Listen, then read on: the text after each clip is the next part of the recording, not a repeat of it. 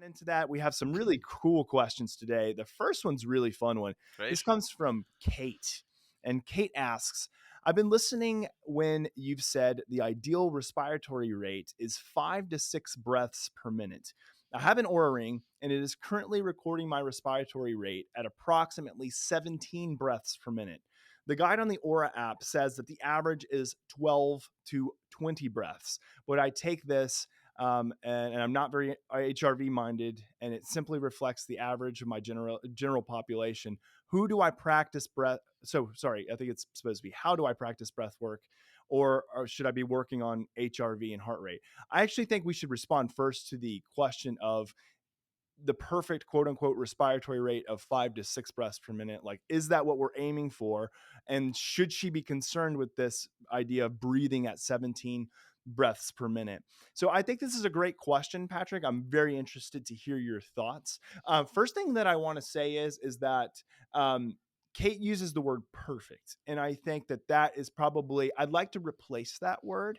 I don't think that there is a perfect respiratory rate because we know from research, especially the research that comes from Dr. Paul Lair, that looks at this idea of resonance training and resonance breathing, is we know that it appears to be, from a physiological perspective, that the ideal breath rate for practicing is between 4.5 to 6.5 breaths per minute. We call that a resonant rate. And I think that there is a lot to that research. But I think that what gets caught up sometimes in people's misunderstanding of what they hear is that all day, every day, even when they're sleeping, they should be breathing at this like resonant rate, or at this 5 to 6 breath minute per rate. And that their goal should be that when I wake up and I look at my Oura Ring score or whatever, wearable they're wearing that's tracking respiration rate, their Hanu, that I should be at, 5 or 6 breaths per minute. I will go ahead and address my thoughts on it, Patrick, and then feel free to kind of, provide your thoughts whenever. 5 to 6 breaths per minute as a normal respiratory rate would not be a normal respiratory rate. Nobody is going around breathing at 5 to 6 breaths per minute all day, every day, and especially not when the autonomic nervous system is working autonomically and working automatically when you're sleeping and you have no conscious control over it. If I saw that somebody was breathing at a rate of 5 to 6 breaths per minute when they're sleeping, there's something significantly wrong. And to be honest with you, I don't know if you've ever seen it, Patrick. I've never seen that happen. So when we talk about breathing rates and cadence, we're really talking about when we're consciously focusing on breathing and on breath rate. Now, what I have seen is that when people increase their cardiorespiratory fitness, when people do engage in a fair amount of breath work and they're conditioning that response, that respiratory rate will indeed inherently change. But will it go from a 16, 17 breaths per minute down to 5 or 6?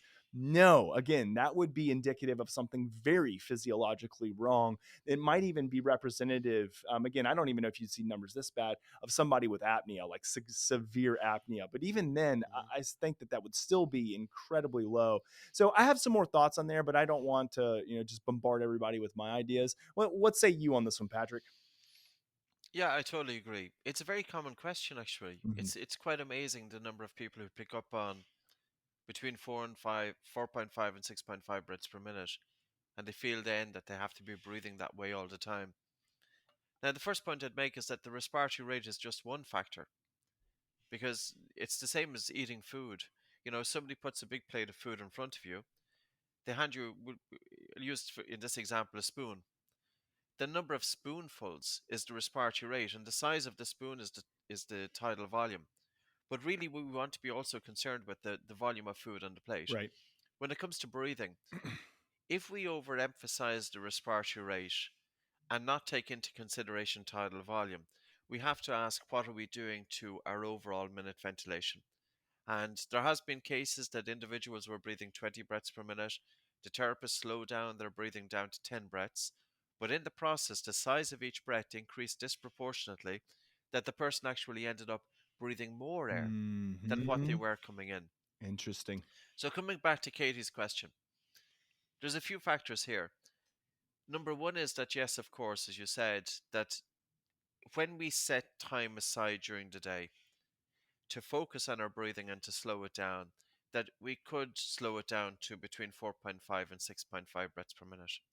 Now, that will be useful and easier for somebody with a relatively good Bolt score. Hmm. Whereas if you have somebody who's got high anxiety and high stress, they may find that slowing it down so much might be a little bit difficult for them. There is a relationship between the Bolt score and the respiratory rate.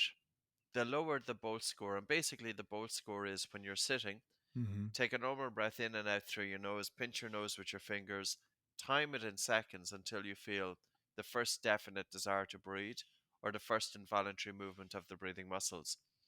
If somebody has a Bolt score of about 5 seconds, their respiratory rate is typically about 20 plus breaths per minute. Hmm. Hmm. When the Bolt score is about 20 seconds, you would expect the respiratory rate down to be 15, 16, 14 breaths per minute. Right. When the Bolt score is increasing to 30 seconds, we would expect the respiratory rate to be coming down to maybe 10 to 12 breaths per minute. Hmm. And at 40 seconds, you could have a respiratory rate of about 10 breaths, 9 breaths per minute. Hmm. But of course, it's not just about the respiratory rate. The other thing I'd say about Katie is 17 breaths per minute. It would be worth practicing breathing exercises just to gently breathe less air. Hmm. Because as Jay spoke, when you do breath work, especially when you breathe less air to the purpose of exposing your body to higher carbon dioxide, it helps to reduce the chemosensitivity of the body to carbon dioxide. And with a reduced chemosensitivity to carbon dioxide, your respiratory rate will naturally slow down. Or what you could do is go for your walks with your mouth closed. Make sure you get your mouth closed at night. And also, if, for example, during menopause, not menopause, the menstrual cycle, just to bear in mind that your respiratory rate will change. And this can also be an important one because if you find, say, for example, in the early stages of the monthly cycle, that you have a very normal respiratory rate of between, say, 10 and 14 or 10 and 15 breaths per minute, Hmm. but then post ovulation, if you notice that your respiratory rate is increasing quite fast, you know then that the symptoms of PMS can be attributable to the changes of your breathing as a result of changes in hormones. So it might be just another one to pay attention to. But yeah, I would agree. Hmm. The respiratory rate is going to change, Yes. of Yep. course, different times during the day. I think a nice respiratory rate is in around 14 breaths, 10 to 14 breaths per minute, Hmm. 12 to 14 breaths per minute. Yeah. But again, the one thing about the respiratory rate is if I lined up 10 people and if I asked them all to count their respiratory rate, they would come back with the most bizarre numbers, and I would know that it's not reflective of the respiratory rate at all. Right. Because the one thing is that whenever we start focusing on our breathing, we often manipulate it, and as a result, then it's difficult to get that true figure. But Hmm. of course, your technology is going to give you that. Yes. Yep. Yep. It will be monitoring you all throughout the day. And if you're conscientious about your breathing all throughout the day, then yeah, it's going to be, I would say manipulated is an okay word to use. But again, if you're conscientious about your breathing all day, which I don't think is going to be many people, we might tap into it more often, No, but every single but do you second. know who you do see? You see is the people with perfectionist tendencies, Exactly. and sometimes it's too much, Yes. and I've seen people with perfectionist tendencies are more prone to chronic hyperventilation than the Mm. rest of the Yep. population. So true. That's documented. Yeah. And oftentimes not having that passive approach, the kind of approach that you want. You want an approach that no matter what happens, you don't care. As Hmm. Krishnamurti said, he says Krishnamurti was a very famous spiritual teacher, really well known internationally. And I think he was giving a talk in California. And halfway through the talk, he says, "Do you want to know my secret?" And of course, everybody's ears perked up. And he says, "I don't care what happens." And I said, "Yeah, that's it. That's I it. don't care what happens." And it doesn't mean that you have to be an absolute, totally oblivious to everything that's going on. But I think it comes back to the thing that we spoke about earlier on. We have to be very cognizant of surrendering our attention and letting something to consume us. Yep. And with breath work as well, when you're doing your breathing practice, don't care what happens. Sure. Sit Yes. into a nice, comfortable chair. You could put one hand on your chest, one hand just above your navel. Tune into your breathing if you feel comfortable with that, and just gently soften it. Yes. And don't care what happens, because the more of the feeling of relaxation you can bring throughout the body, it will naturally reduce the respiratory rate. Right. Relaxation naturally helps to reduce the respiratory rate. Yeah, indeed. Well, okay, that's a really great question. So, to kind of just provide a little bit of an overview and synopsis to our response, to answer your question, should you be breathing 5 to 6 breaths, throughout the day, all day? No, it's not going to happen. That's really kind of more of the rate that a lot of people like to practice at, and that's really more referring to resonant rates that we see in Dr. Paul Lair's research, who is an advisor to our company, by the way. Just throw in that shameless plug there. He's one of our academic advisors, and it's incredible what he's doing to build in resonance training and resonance assessments into our applications. You can actually get data on breath rates and which breath rate increases HRV the most, which is really cool. But then also, too, one thing that I wanted to quickly point out is that if you're concerned about that 17 breaths per minute, number one is that there's likely no need to be concerned about that. So we know that women typically have a higher respiratory rate than men.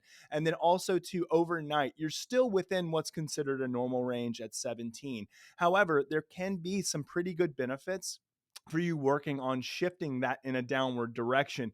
And we can do things like conscientious breath work, like CO2 tolerance type training, or light breathing exercises that increases our CO2 tolerance. And then also too, some biofeedback and paced breathing can be really effective in that. The last thing would be just also increasing overall cardiorespiratory fitness. We know that that can help to reduce overall respiration rate. With Hanu, again, not to provide too many plugs here, but this is the Hanu Health Podcast, so I guess I can, is that we're tracking respiratory rate all throughout the day. So you'll know at any given moment when you look down, you can look at the last 24 hours, you can look at it live. We're tracking respiration rate with our algorithms, so you'll be able to see it and get a good idea of how much you're breathing, or how fast at least you're breathing, and not how much, but how fast you're breathing throughout the day. And then also see that as you practice, like how does that correlate with breathing rate throughout the day? So awesome question, Kate. Yeah, and one does affect the other, because it really is. However we breathe during the day is going to impact our breathing during sleep. And Absolutely. I forgot to mention, Jay, is the temperature of our bedclothes, like the temperature of Right. our body Yes. in the bed as well, is going to have. So maybe if the respiratory rate is too fast, maybe it just might point out that Sure. there's excessive heat, Yep. you Yep. know? It's a really valuable point. Yeah. Awesome. All right.